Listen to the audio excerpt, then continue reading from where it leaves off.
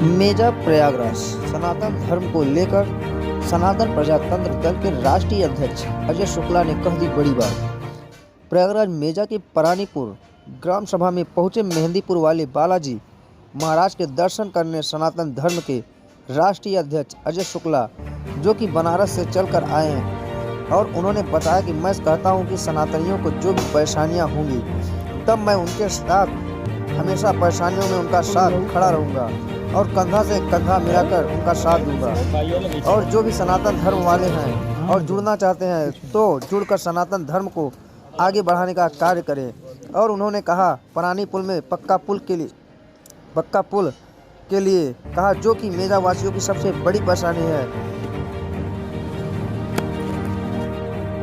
एक मुद्दा बनाया है कि सनातन जो धर्म है वो आगे बढ़ाया जाए, और प्रयागराज के मेजा में परानीपुर में आए हैं बालाजी महाराज जो मेहंदीपुर से आए हुए हैं, उनके दर्शन भी किए। आप क्या कहेंगे, जो आपकी इतनी भीड़ है, भीड़ के बीच में क्या कहना चाहते हैं? भीड़ के बीच में बस मैं यह कहना चाहता हूँ कि मेरा मूल जो है उद्देश्य है कि मैंने जो सनातन प्रजातंत्र दल नाम से पार्टी का मैंने स्थापना किया, ठीक है। अब मेरा मूल उद्देश्य यह है कि मैं सारे भारतवासियों से और मेजा कुरान जहाँ के लोग हैं, पूरे देश के लोगों से मैं यह आह्वान करना चाहता हूँ कि सब लोग सनातनी हैं, जात पात के विशेष धर्म को मानने वालों से दूर रहें और अपने को सिर्फ सनातनी समझें और सनातन धर्म के विकास के लिए आगे आएँ और खुलकर समर्थन करें। क्योंकि आज के दौर में जितनी भी पार्टियां राजनीति कर रही हैं वो विशेष जाति की राजनीति कर रही हैं, चाहे वो कांग्रेस हो, चाहे सपा हो, चाहे बसपा हो, चाहे बीजेपी हो। हर पार्टी विशेष जाति की राजनीति कर रही है कि इनको मिला लीजिए तो इनका वोट मुझे मिल जाएगा, इनको मिला लीजिए तो इनका वोट मुझे मिल जाएगा। तो यह मेरा उद्देश्य नहीं है। मेरा सिर्फ यही उद्देश्य है, वो कोई भी व्यक्ति है वो मेरे लिए सिर्फ सनातनी है, वह कोई विशेष जाति का मेरे लिए नहीं है। और आज के डेट में आप देखते होंगे कि हर जगह जो है गरीब ही पिसते नजर आ रहा है। जी, इस पे आप क्या कहेंगे? मैं इसमें यही कहना चाहता हूँ कि गरीबों को तो हर जगह जो दबाया जा रहा है, कुचला जा रहा है और पीछे छोड़ा जा रहा है, यह तो बड़े लोगों की जो राजनीति कर रहे हैं जाति पात की भेद भावना से, वह उनका ये मूल उद्देश्य है कि जब गरीबों को हम दबाएंगे, जब वोट का समय आएगा, चुनाव का समय आएगा, तो इनको हम लॉलीपॉप यानी कि लालच देंगे और लालच के आधार पर हम जाति के नाम पर वोट लेकर हम फिर से चुनाव जीत जाएंगे। कहा जाता है कि जब वोट का समय आता है तो यही गरीब के पास जो है बड़े बड़े सांसद और विधायक पहुंचते हैं, उसके बाद कोई देखने के लिए भी नहीं आता। जी, कोई देखने नहीं जाता है क्योंकि उनको वोट से मतलब होता है। मेरा सिर्फ यह उद्देश्य नहीं कि मुझे वोट से मतलब है, मेरा यह उद्देश्य है कि हमारा हर गरीब भाई जो है आगे बढ़े और विकास करे और हमारा देश विकास करे, हमारा धर्म विकास करे। जिस तरह कोई भी मुस्लिम व्यक्ति को ले लीजिए, अगर एक मुस्लिम व्यक्ति के साथ अन्याय होता है तो पूरे देश में बवाल हो जाता है, मगर हमारे एक हिंदू भाई, एक सनातनियों के साथ अगर अन्याय हो जाए तो कोई आगे नहीं आता है कि भाई इनके साथ क्यों हुआ। अगर जिस दिन हमारे भारत के सारे सनातनी ये सोच लेंगे हम सनातनी हैं, तो विशेष धर्म और जाति की लड़ाई कभी नहीं होगी, हमेशा हम आगे रहेंगे और कोई भी पार्टी जाति की राजनीति कभी नहीं करेगी। क्या आपकी पार्टी आरक्षण के विरोध में है या सपोर्ट में है?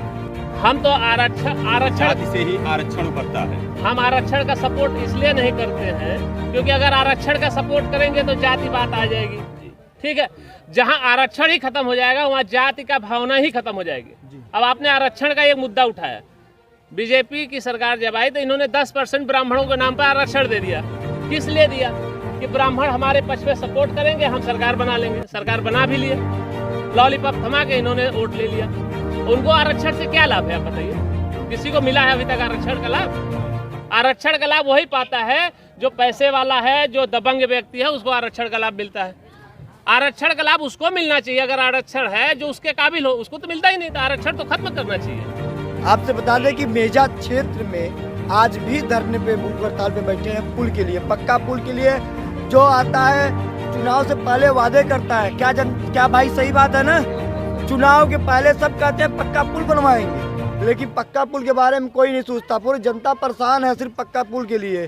हम जो प्रयागराज निवासी हैं, हम लोग चाहते हैं कि भाई पक्का पुल बने, इस पर क्या कहेंगे?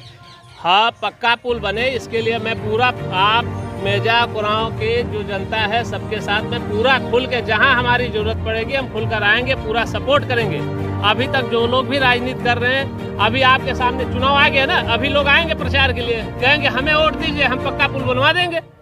खाली वो अब वादा ही रह वादा तो करके चले गए, वोट भी ले लिए। अगर उनसे मिलने चले जाइए उनके आवास पे तो कोई मिलेगा नहीं। सांसद जी को टाइम नहीं है, विधायक जी को टाइम नहीं है। आज से ही आमरण अनशन पे बैठा हुआ है सिरसा घाट जी, वो पक्के पुल के निर्माण के लिए। आज से ही वहाँ वो आमरण अनशन पे बैठा हुआ है। तो हम लोग भी उनके साथ हैं, जहां हमारा सहयोग है हम भी चलेंगे, उनसे मिलेंगे, मिलकर जो है उनके लिए जो हो सकता है वो करेंगे। हमारी पार्टी उनके लिए हर जगह खड़ी रहेगी। अच्छा, मेन उद्देश्य क्या है सनातन प्रजातंत्र दल बनाने का? मेरा मेन उद्देश्य सनातन प्रजातंत्र दल बनाने का मूल उद्देश्य यह है कि जाति पाति को खत्म करना, एक न्यायप्रिय जो देश में शासन हो वह शासन स्थापित करना, सामान्य दृष्टि से सभी को देखना, गरीबों का उत्थान, हर व्यक्ति का उत्थान हो, विशेष किसी एक व्यक्ति के लिए या एक जाति के लिए हमारा सोचने का कोई उद्देश्य नहीं है।